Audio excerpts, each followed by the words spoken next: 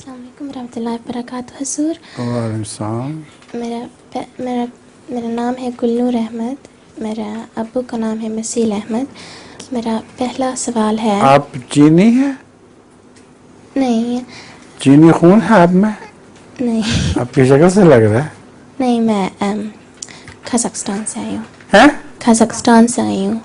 کہاں سے؟ قازقستان سے. وہ ایک ہی بات ہو. وہ رشیا سے. قازقستان کے ملتے ہیں لوگ اس چیز سے. ہاں. اور تو آپ اردو تھوڑی اچھی بول رہی ہیں. پیدا کہاں ہوئی تھی؟ قازقستان سے قازقستان میں؟ اور اس کے باوجود بڑی اچھی اردو آ گئی ہے آپ کو.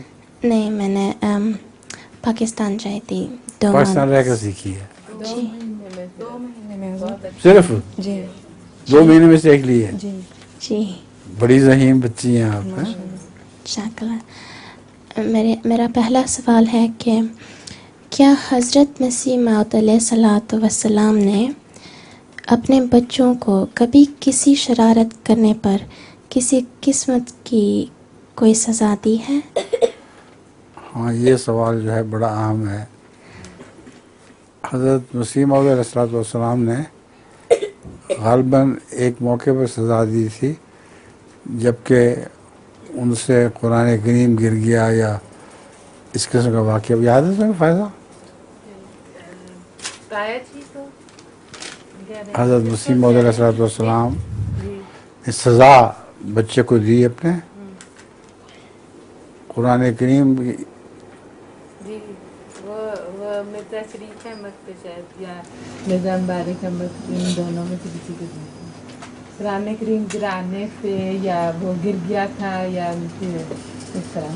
اس قسم کا واقعہ ہے جو مجھے پورا یاد نہیں ہے، نہ میری بیٹی کو یاد ہے، مگر سزا دی ہے قرآن سے تعلق میں. یعنی قرآن کی ایک قسم کی غیر ارادی طور پر گستاخی ہو گئی تھی تو اس پر سزا دی ہے، ورنہ اپنے بچوں کو اب سزا نہیں دیا کرتے تھے. ایک دفعہ حضرت مسیح موعود علیہ الصلوۃ والسلام کا قیمتی مسودہ تھا، کتاب لکھ رہے تھے، اس میں بہت سے قیمتی کاغذات ہاتھ سے لکھے ہوئے تھے.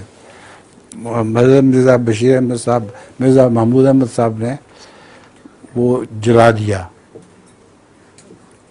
تو غصہ تو آنا چاہیے تھا، اس سے مار بھی پڑنی چاہیے تھی. تو آپ نے فرمایا کوئی بات نہیں، اللہ تعالیٰ اس سے بہتر لکھنے کی توفیق عطا فرمائے گا.